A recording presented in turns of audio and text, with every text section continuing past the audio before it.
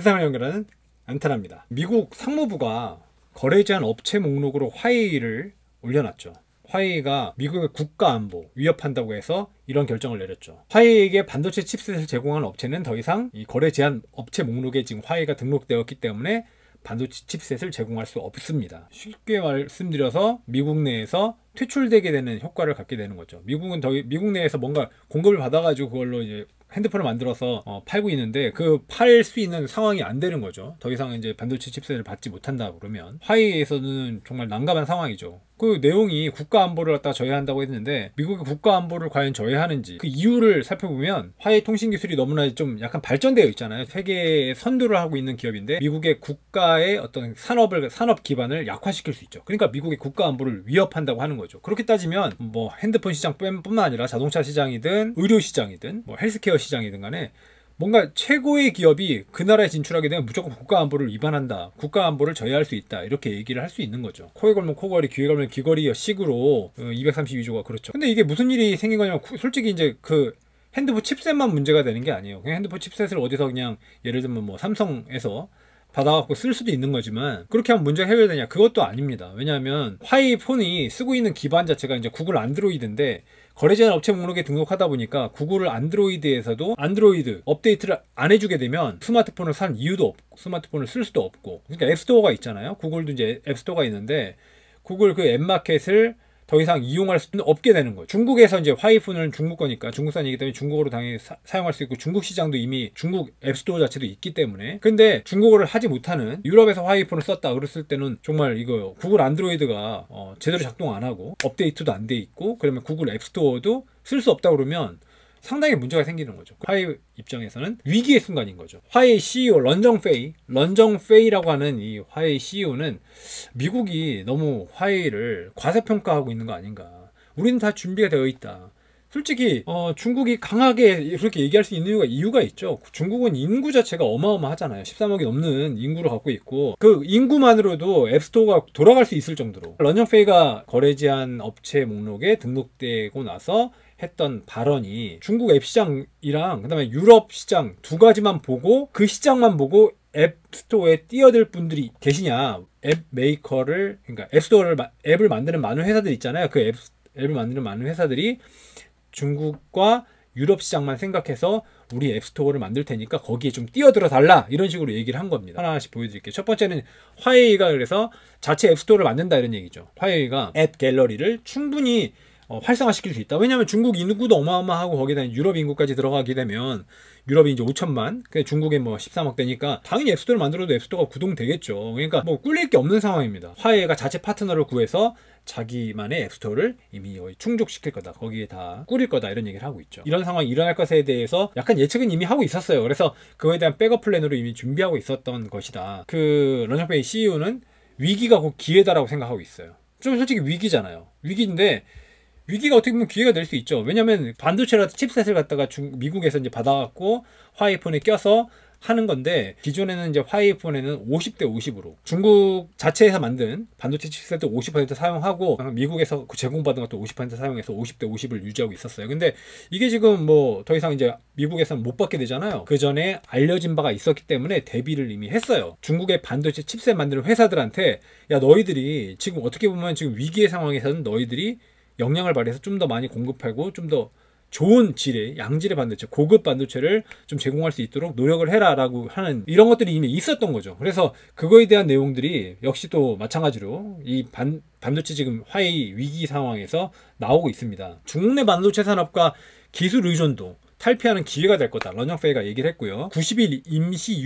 임시 면허를 발급해줬죠. 그러니까 지금 90일 동안은 그래도 임시 면허가 있기 때문에 거래를 할 수 있다. 이렇게 얘기했지만 그게 별로 중요하지 않다. 그 의미가 없다는 얘기죠. 왜냐하면 이미 잘 대비를 해놨다. 그리고 백업 플랜이 있고 엄청난 재고분을 6개월, 뭐 3개월 이런 식으로 재고분을 다 해놨더라고요. 반도체를 이미 갖고 있어요. 그러니까 뭐 거래 제한이 들어가도 당장에 지금 어쨌든 간에 돌아갈 수 있는 상황입니다. 아까 말씀드린 화웨이 자회사가 있어요. 하이실리콘이라고 하는 자회사에서 받아올 수 있다. 거기서 충분히 미국의 의존도를 줄일 수 있다. 거기서 받아오면 되니까 중국 내 반도체 산업을 활성화시킬 수 있는 계기가 되는 거죠. 그런 일이 있고 나서 중국 내 반도체 그 제조회사인 HI 실리콘의 주가가 폭등했어요. 화요일날. 중국 내 반도체 회사가 있는데 그 반도체 회사에게 더 많은 일감이 들어가게 될 거고 더 많은 이제 생산 가능성 또 발전 가능성이 보이니까 갑자기 HI 실리콘 주가가 폭등하게 되는 거죠. 미국이 중국을 화이를 흔들려고 했지만 중국은 위기가 기회가 돼서 중국 내 반도체 산업을 한 단계 더 성장시킬 수 있고 주가도 좀 올라가고 있잖아요. 그러니까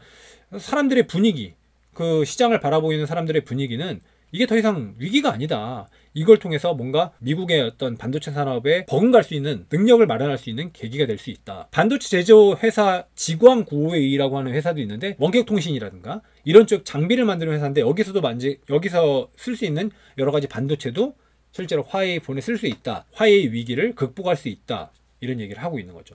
그 회사에서도 가져와서 쓰면 되니까요. 어떤 경우든지 간에 그런 수입을 대체할 수 있는 방안이 마련되어 있다는 거죠. 그렇게 미국 생각대로 쉽게 중국이 굴복하거나 그렇지는 못할 거다라는 얘기죠. 중국이 과연 무기가 없을까요? 중국은 나름대로 무기가 있습니다. 그게 뭡니까? 중국의 무기로 바로 히토류가 있죠. 히토류 문제는 무기로 사용한 적이 있었는데 2010년에 중국 어선 선장이 일본 정부에서 억류가 돼버려요. 그때 중국이 풀어달라 했는데 이제 일본이 안 풀어줬거든요. 중국이 히토류 수출을 갖다가 일본에 수출하는 걸 확 줄여버렸어요. 그랬더니 곧바로 백기를 든 거죠.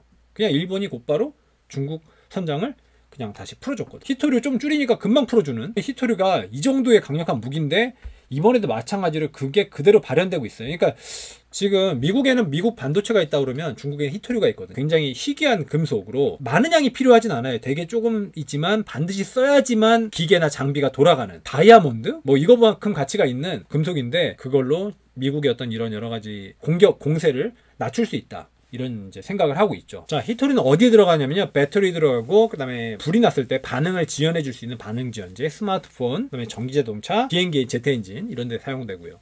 조그만 양이 사용되지만 반드시 써야지만 실제로 제조품들이 제대로 기능을 합니다. 하이테크 산업에만 들어가는 것이 아니라 미국 국방, 무기 만들 때도 굉장히 많이 필요한 거기 때문에 히토류는 절실하게 필요한 금속인 거죠. 중국이 어느 정도의 히토류 보유를 갖고 있냐면 90% 세계 생산량의 90%를 갖고 있고요. 히토류 보유량은 전 세계 80%를 보유하고 있습니다. 어마어마하죠. 히토류에 관해서는 중국에게 엄청나게 의존을 하고 있는 거죠. 중국이 중국한테 관세를 갖다가 보복을 엄청나게 했잖아요. 10%에서 뭐 25%를 올린 모든 목록이 히토류랑 관련된 제조품들은 하나도 없습니다. 그만큼 미국에서는 히토류 관련해서는 우리가 반드시 보급받아야 된다. 우리가 반드시 공급받아야 된다. 그래서 히토류 관련 기업 주가가 폭등한 걸 여러분들이 볼 수 있습니다.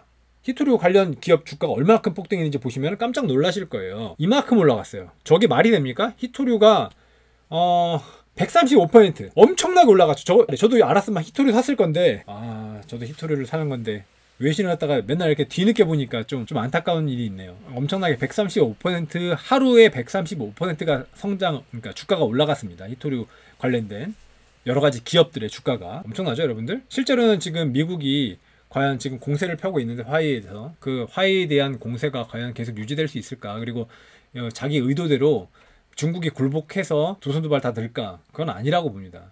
지금 중국도 중국 나름대로 자구책을 다 마련해 놨고요.